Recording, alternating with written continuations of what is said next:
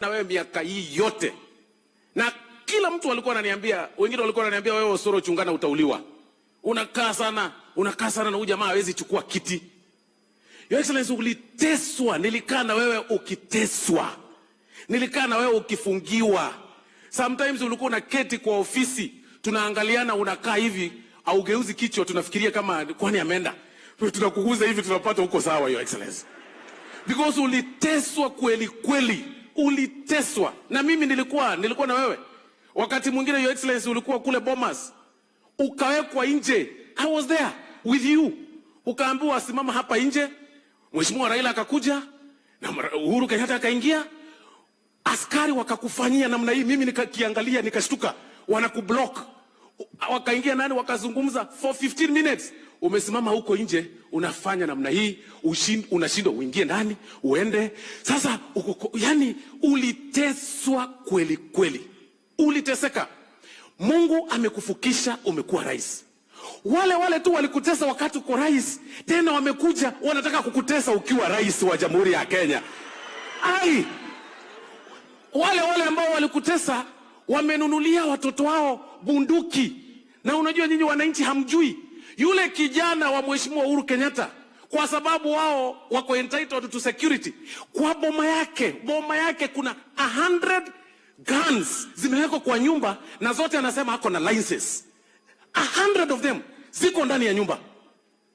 Askari hawajamuuliza kitu, wameenda kule, wamefika huko, hata wakaambiwa wasifunguliwe kuingia, bunduki ziko ndani, wakatoka.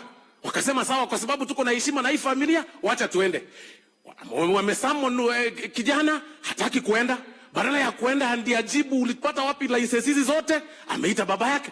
Baba yake amefika kwa TV, alikuwa rais tunamheshimu, lakini amekuja kidogo, akiwa hapo, amechapa ile yake, amekuja macho ni red, alafu ameanza kukuja hapo, anaanza kusomea rais wa Jamhuri ya Kenya, anasahau huyu sasa sio naibu wake. Kuulizwa na askari maswali, kuna makosa gani? We are all equal. Askari wakikuja kwa Osoro hakuna shida. Nitawaeleza kama hii niko na hii bunduki, nimetoa namna hii. What is the mistake? Askari akienda kuuliza raia, wewe umetoa wapi bunduki? Makosa ni gani?